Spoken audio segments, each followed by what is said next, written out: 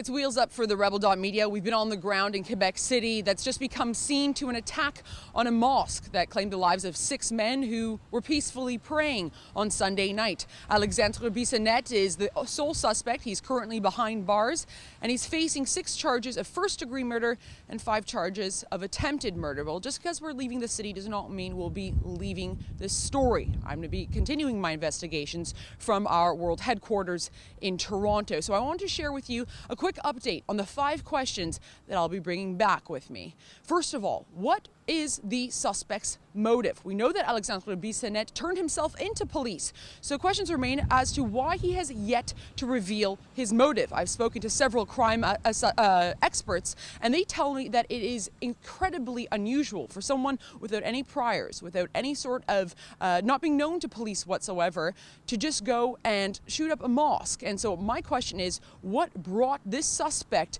to this point where he felt compelled to go inside a mosque and kill innocents?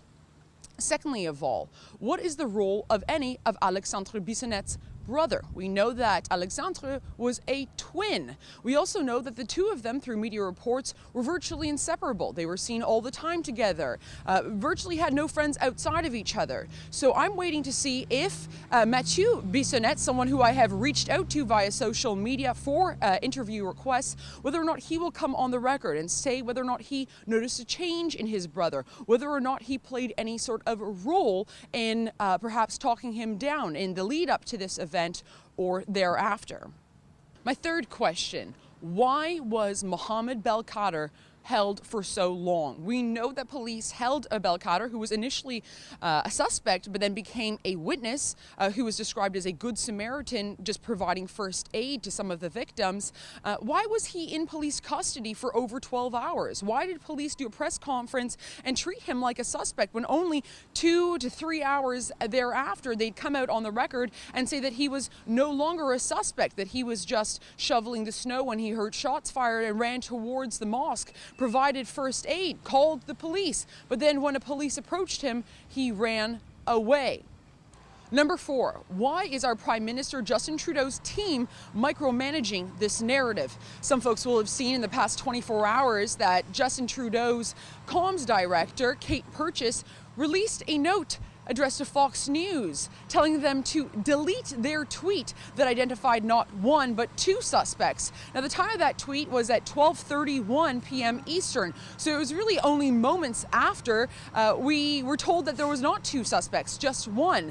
And why was just Fox News targeted? How about the CBC? How about La Presse? How about TVA? And several other media organizations that were saying the same just moments before. It's one thing for a government to say, you know, could you please update your story? It's another thing for them to gaslight this all together and ask that they remove and delete what was once the storyline.